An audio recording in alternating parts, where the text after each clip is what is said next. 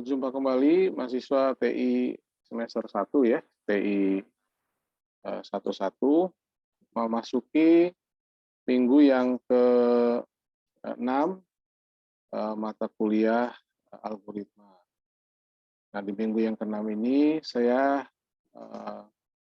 mencoba untuk memberikan beberapa penjelasan berkaitan dengan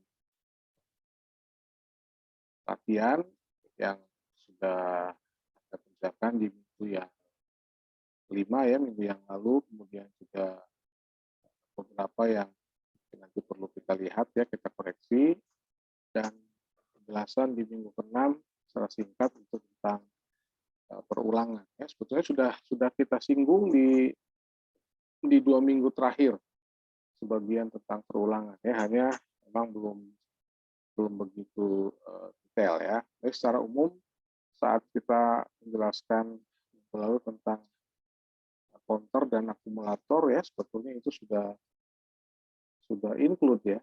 Jadi, counter dan akumulator itu di dalam sebuah perulangan. Sehingga mungkin counter dan akumulator itu tidak ada perulangannya. Jadi harus ada perulangan. Baik, kita akan coba lihat minggu yang lalu kan Anda diminta untuk saya menjelaskan tentang counter akumulator ya. Jadi yang pertama ini di satu bagian saya menjelaskan tentang pembuatan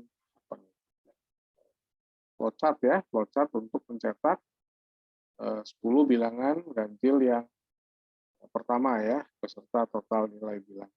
Jadi kalau kita melihat di sini yang pertama kita punya mempersiapkan ada variabel total, variabel bilangan, dan variabel ganjil ya. Variabel total bil itu diisi dengan angka 0, kemudian variabel bil diisi angka 1, ganjil 1 ya. Nah, kita akan sebenarnya yang perlu Anda lihat adalah peruntukan dari tiap variabel ini. Ya, jadi peruntukan untuk tiap variabel ini, variabelnya fungsinya untuk apa saja sebetulnya. Total bil itu fungsinya adalah untuk menampung total nilai. Nah, ini ya. Ini disiapkan melalui variabel total bil yang kita isi dengan angka 0 ya. Kemudian bil ini dipakai untuk melakukan perulangannya. Jadi variabel yang dipakai untuk hitung sudah berapa kali perulangannya. Itu bil. Ya, sedangkan ganjil itu adalah variabel yang akan dicetak gitu. Ya, yang akan dicetak. Jadi kan kita diminta mencetak gitu kan, mencetak 10 bilangan ganjil yang pertama. Berarti bilangan-bilangan tersebut dicetak. Ini yang dicetak kan print ganjil, variabel. Ganjil itu variabel, bukan nyetak tulisan ganjil, bukan. Ganjil. Kan cetak. Kemudian bil itu dipakai untuk ngonter. Pertama kali kan saat bilnya 1 nyetak sekali ya. Apakah dia lebih dari 10 belum ya? Yang ngitung dulu nih, hitung dulu totalnya dihitung. Total masuk, bilnya ditambah 1, ganjil tambah 2. Kalau Anda diminta untuk mencetak 20 bilangan genap, berarti yang harus diubah yang mana? Yang harus diubah adalah cukup Anda mengubah katakanlah variabelnya, karena ini diminta bilangan genap, berarti variabelnya adalah variabel bilangan genap. Jadi kalau kita melihat di sini ganjil, berarti Anda ubah genap. Kan? Ya. Lalu printnya print genap. Oke, variabel bil-nya berubah nggak? Nggak usah ya. Variabel bil-nya nggak usah berubah. Kan? Bil tetap sebagai bil kan? Untuk mengcounter. Lebih dari 10, tetap 10. Kan 10 kali perulangan. Ya, kalau mencetak 20 bilangan genap yang pertama, berarti bil lebih dari 20 gitu ya. Kalau 10 kan 10 ini 20 ya. Bil lebih dari 20 ya. Kan 2, 4 gitu ya. Sampai terakhirnya berapa? Akhirnya 40 ya. Kan? 20 bilangan genap yang pertama ya. Bil plus 1 ya, genapnya genap plus 2 gitu ya.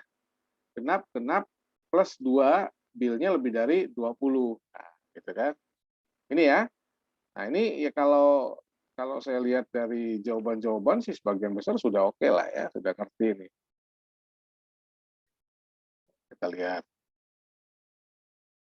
biar supaya nanti Anda paham. Oh, ini ada yang membuat, ada yang tidak ya. Jadi ada yang, "Kok ini dibuat enggak?" Ya, kalau mau dibuat, buat. Kalau enggak apa-apa sebetulnya, karena itu kan sifatnya hanya mengubah ya, tapi supaya tahu gitu maksudnya kan. Tapi ada yang membuat, ini ya. Oke ya, karena 20 bilangan genap berarti ininya lebih dari 20 ya, bilnya ya. Tadi ada yang saya lihat ada yang benar nih, bil lebih 20. Kalau 10 nanti 10 kali ya, tapi maksudnya ngerti ya. Maksudnya ngerti. Ini benar nih, ini udah benar, tinggal apa namanya, tinggal diganti ini 20. Kalau 10 berarti 10 kali counternya gitu. Kalau 20 kali counter, kalau 30 kali counternya ya, gitu aja gampangnya. Oke, ini yang masih fokus yang soal pertama dulu ya, barangkali ada, ini. Nah, ini benar nih ya. Lebih 20. Bil 1 genap. Ya, ini benar nih. Oke. Ya, cuma ini garisnya mana nih garisnya nih? Kok hilang garisnya? Kan harusnya sini ya garisnya. Itu garisnya print genap. Jangan di atas sini ya, nggak boleh ya. Harus di print posisinya. Masuknya di print. Oke, mana lagi nih? Pertama dulu barangkali bikin. Ya, ini ya. Ini 20 juga ya, 20 juga harusnya kan. 20 ya. Apalagi nih? Ya, Salman. Ya, print genap ini ya, lebih dari 20 ya. Kan 20 bilangan genap yang diminta ya, 20 bilangan genap yang pertama ya. Paham ya, kalau 10 berarti cuma 10 kali dia counter, 10 kali looping ya, 10 kali counter, 10 kali looping. Kalau 20 berarti 2 kali looping. 20 kali dia muter gitu, melaksanakan proses pencetakannya. Kemudian nah ini oke ya. Oke. Ya, Ferdi udah oke nih jawab. Ini yang saya buka yang masuk ya. Nah, hanya 10 yang saya lihat masuk di laporan di akun saya ya, yang saya coba. Nah, ini betul nih ya. Oke. Yang punya Sal nih, Sal oke ya. Baik. Lagi nih. Ananda ya. Nah, bikin nggak Ananda yang oke, nggak dibuat ya. Jadi ngerti ya tadi apa namanya permintaannya ya. Kemudian yang berikutnya adalah eh, apa? Nah, ini ada dua ya. Ada dua, yang pertama dulu, sama gampang. Jadi Anda diminta untuk mencetak ya, kita lihat dulu. Nah, ya Anda diminta untuk mencetak total transaksi ya.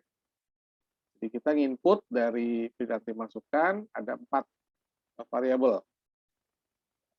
Kode barang, nama barang, harga satuan, dan jumlah penjualan. Ya, saya ulangi, kode barang, nama barang, harga satuan, dan jumlah penjualan. Nah, ini diinput nih, data diinput melalui keyboard. Berarti setiap kali Anda menginput kan datanya beda. Ya. Bisa jadi ada yang sama kan, karena kan transaksi kan. Ada 100 transaksi, bisa jadi ada 2-3 orang beli barang yang sama, jumlahnya sama. Gitu. Ya, otomatis kan sama ya, walaupun orang berbeda. Kemudian, ya di ketentuan kedua adalah proses input data berakhir jika operator mengetik 0. Angka 0. Awas, angka 0 itu bisa number, bisa karakter. Ya, tergantung kita menyiapkannya. Nah, kenapa saya tegaskan di sini? Karena kalau nanti Anda membuat itu menjadi karakter, berarti kita mempersiapkan variabelnya variabel yang berjenis karakter, gitu kan? Kalau itu bertipe number, berarti Anda menyiapkan variabelnya yang bertipe number. Ya, kalau di pseudocode kan Anda harus mendeklarasikan ya. Itu hati-hatinya di situ gitu ya. Jadi bisa number itu berupa bilangan, nolnya itu bisa number bilangan, atau bisa juga dia sebagai sebuah karakter ya, atau teks gitu ya. Nah, data-data yang diinput dicetak melalui printer. Jadi jelas kalau ada, Pak, yang dicetak apa aja? Ya jelas data-data yang diinput dicetak melalui printer. Yang diinput tuh apa ini? Yang warna kuning Anda lihat. Ini di print. Kemudian totalnya juga dihitung gitu ya. Total tuh saya beli berapa sih yang harus saya bayar? Seperti yang tugas sebelumnya kan kita udah pernah bahas ya. Di jumlah penjualan kali harga satuan ya. Kemudian selain dicetak, data tersebut juga disimpan. Item-item yang disimpan hanya nama barang dan harga satuan. Gitu. Jadi yang disimpan nama barang dan harga satuan. Satu kali transaksi itu ada yang dicetak, ada yang disimpan. Gitu. Paham ya? Oke, nah sekarang kita masuk ke jawabannya. Balik lagi nih. Jawabannya kita buka-buka lagi ya. Oke, soal yang pertama. Atas ya. Start, oke ya. Input kode barang, nama barang, harga satuan. Jumlahnya mana? Ya, kok jumlahnya nggak ada nih. Nanti gimana cara ngitung apa namanya totalnya ya. Sedangkan ini totalnya ada tuh jumlah penjualan kali harga satuan. Jumlah penjualannya belum tertulis ya, harusnya ada jumlah penjualan. Oke, kalau ketik 0, kalau yes, ya awas. Kalau ngetik 0, apa tadi? Keluar. Selesai harusnya begitu ketik 0 N. Langsung keluar, nggak ke atas lagi. Ya,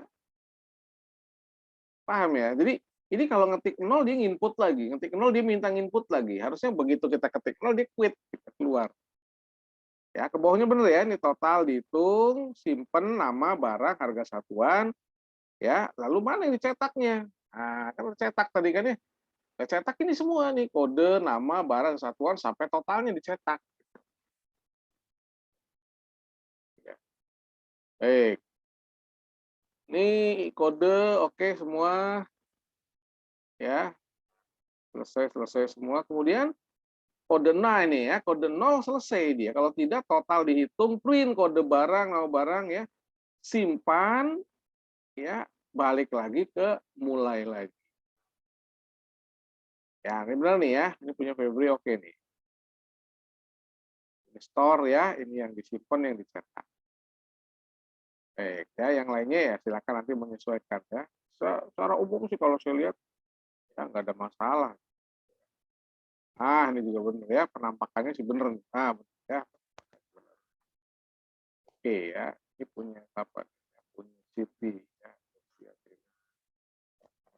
Kemudian ini mana nih? Oke, ya, masukkan. Nah, ini ya. Masukkan kode barang gitu kan. Jika ingin diakhiri, masukkan kode 0, harusnya langsung aja. Ya. Kan kode barang ini kan bisa jadi 0, langsung ditanyakan. Apakah 0 isinya? Kayaknya nggak usah begini lagi. Paham ya? Kemudian tidak perlu dibuat lagi ya kode barang A1 sebagainya, kan di ketentuan nggak ada. Ya, di ketentuan nggak ada. Yang penting inputin aja kan kode. Ya, kode, nama, harga sama jumlahnya kan, terus dihitung ya. Terus dihitung dalam satu proses, kemudian di mana yang dicetak, mana yang disimpan ya.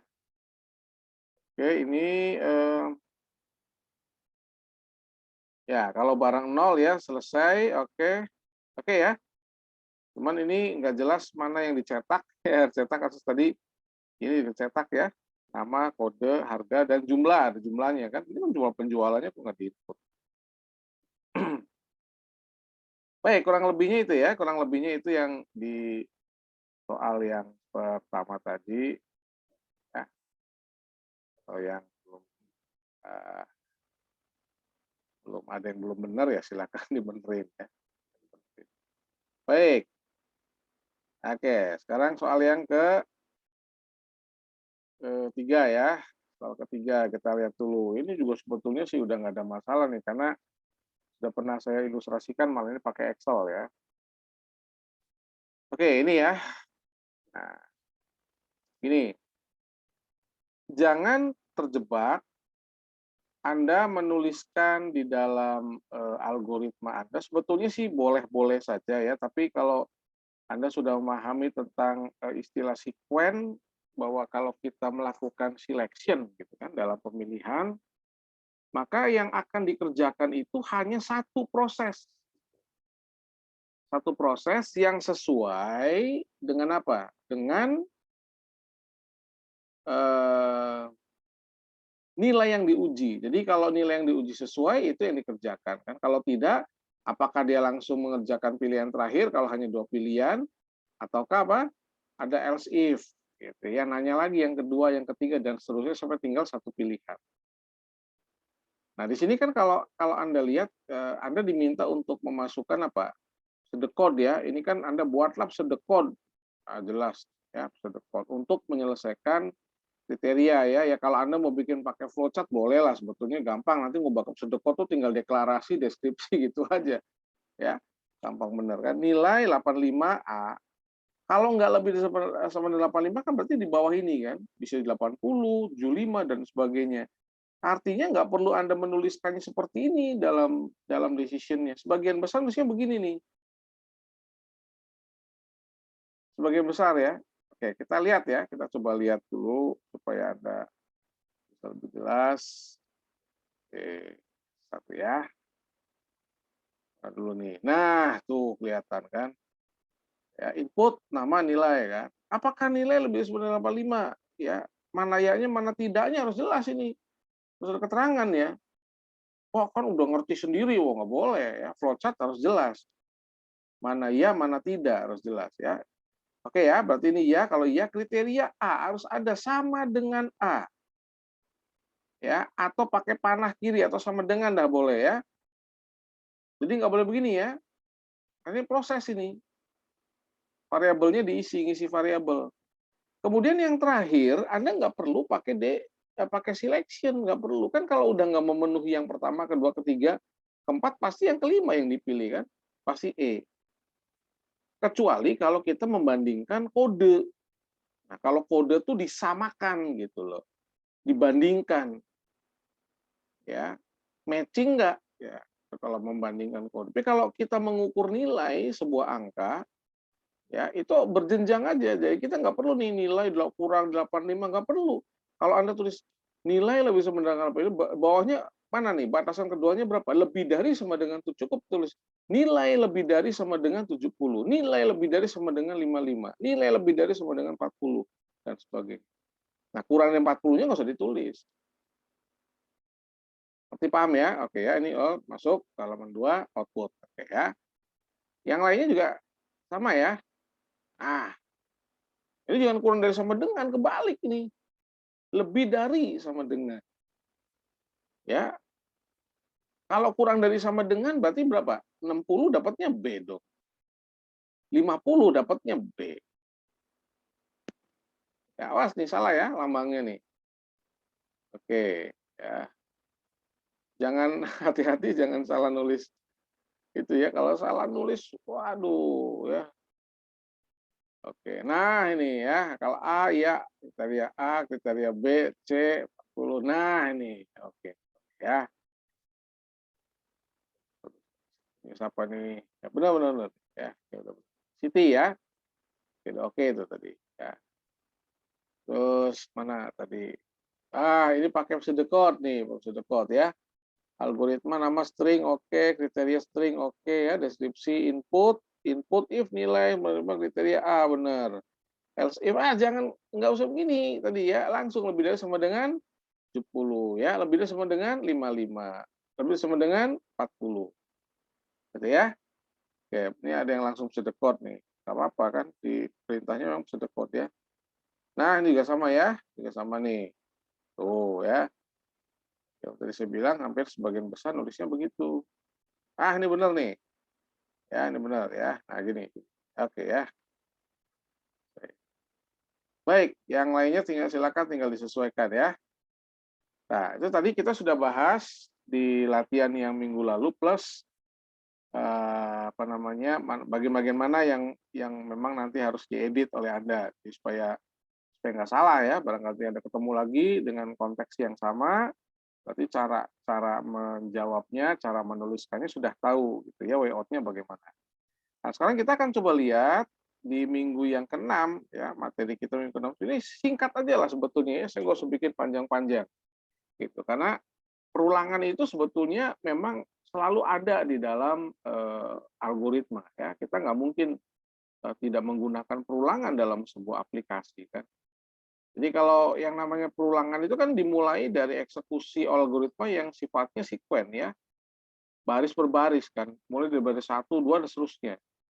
Nah, ada kalanya kita perlu mengeksekusi satu baris atau blok kode beberapa kali berulang-ulang. Nah, hal itulah yang disebut dengan perulangan, looping atau iterasi, ya. Nah, jadi dia akan mengulang satu proses yang sama selama kondisinya masih memenuhi, gitu. Masih bernilai true untuk dia melakukan proses perulangan. Saat dia sudah bernilai false, maka dia akan quit dari perulangan. Nggak berarti selesai kan. Bisa jadi quit itu kan mengerjakan proses berikutnya di luar blok perulangan tadi. Ya, kalau Anda melihat contoh ini jelas ya. Ini contohnya jelas ya. Jadi ini ada proses mungkin di atasnya, lalu ditanya nih condition, nah gitu kan. Sama kayak tadi kan ini kan. Ini kan cetak dulu nih, cetak print ganjil, lalu condition ditanya variabelnya. Ya, sama prinsipnya sama saja.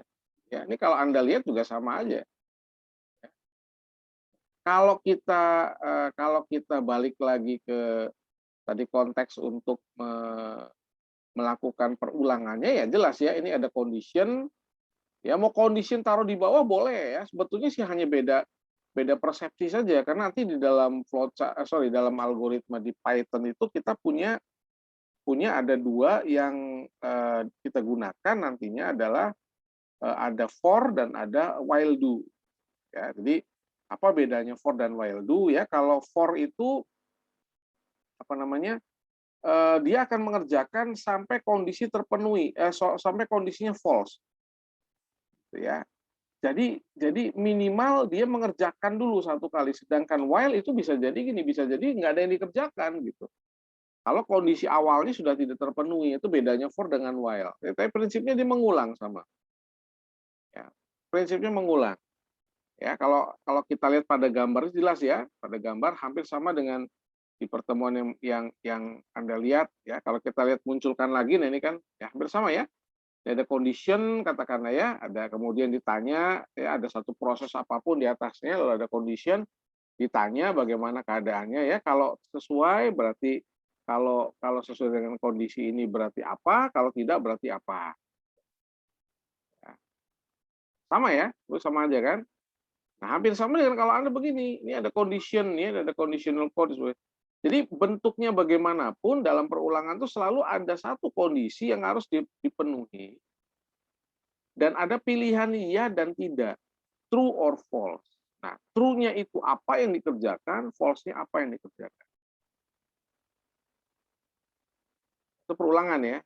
Jadi tergantung nanti kayak tadi kalau saya ngisi kodenya dengan 0 berarti dia keluar dari perulangan gitu. Kalau saya isi kodenya bukan dengan angka 0 berarti saya masih melakukan transaksi itu maksudnya. Ya kan nggak mungkin apa namanya Anda mengisi kode dengan 0 ya. Kode biasa dari 1 gitu kan. 1, 2 dan seterusnya ya. Kalau jumlah bisa jadi ya jumlahnya 0 berarti kita quit. Tergantung dari mana yang kita jadikan sebagai apa namanya sebagai variabel untuk mengakhiri perulangan tersebut. Ngerti ya perulangan ya? Jadi di dalamnya mungkin ada counter, dalamnya mungkin ada akumulator ya. Kenapa kita letakkan counter akumulator? Karena biasanya kalau kalau kita melakukan satu proses perulangan gitu ya, ada berapa transaksi sih yang kita sudah lakukan hari ini? Nah itu counter ya. Berapa sih total dari semua penjualan yang ada? Nah, itu akumulator. Nah itu bagian dari perulangan yang nggak bisa kita hindari ya selalu ada. Nah, ya sebagai latihan di pertemuan yang keenam ini ada buat flowchart gitu ya. Mau pakai pseudocode boleh ya. Menampilkan 10 bilangan kelipatan 10. Coba pikirkan ya. Menampilkan 10 bilangan kelipatan 10 yang pertama. Paham ya? Udah bisa menggambarkan kan? Mana bilangan yang menjadi kelipatan 10. 10 bilangan yang menjadi kelipatan 10 yang pertama ya. Jadi kalau kita startnya dari 10 berarti sampai 100 gitu kan. Itu yang dicetak oleh Anda. Silakan buat algoritmanya bebas ya, bebas mau pakai perkalian dan sebagainya bebas ya. Silakan Anda melakukan apa namanya bermanuver gitu ya analisanya supaya menghasilkan satu algoritma yang baik gitu kan. Kemudian mencetak 10 bilangan kelipatan 5 yang pertama. bagaimana bilangan tersebut dianggap sebagai bilangan kelipatan 5? Ini yang juga harus Anda pikirkan. Bagaimana sebuah bilangan itu dianggap sebagai bilangan kelipatan 10 gitu, ya. Kemudian yang ketiga adalah buatlah flowchart untuk menampilkan tulisan UCIC sebanyak 100 kali. Bikin algoritmanya ya. Gampang sekali ya. Jadi hal-hal yang memang sebetulnya tidak sulit ya, tapi coba Anda berpikir dalam sebuah analisa ya supaya menghasilkan eh, satu algoritma yang singkat ya, singkat tapi benar gitu kan. Ya, cuma singkat tapi salah ya percuma ya, singkat tapi benar algoritma. Paham ya? Oke ya, ini untuk pertemuan kita, materi pertemuan kita di minggu yang ke-6. Mudah-mudahan bisa dipahami oleh Anda ya. Dan minggu depan kita masuk di pertemuan terakhir untuk edisi tengah semester. Karena nanti di pertemuan berikutnya sudah UTS ya. Nanti kita akan coba lihat apa UTS-nya apa ya. Nanti kita coba bahas. Oke ya, demikian saya sampaikan tugas yang belum masuk ya. Tadi udah dibahas tugasnya. Pandang ini ya percuma kan udah dibahas. Jadi latihan yang berikutnya adalah 6. Silakan coba dibuat ya, sambil silakan diulang kembali materi-materi yang sudah kita bahas dari pertemuan 1 sampai pertemuan minggu ini ya, minggu yang ke-6. Karena kan nanti Anda sudah masuk ke UTS. Ya, berikutnya minggu ke-7 kemudian UTS ya. Nanti untuk teknis UTS-nya kita akan lihat di minggu depan ya. Nanti saya akan jelaskan bagaimana teknis UTS. Ya, demikian sampaikan atas perhatiannya, saya ucapkan terima kasih.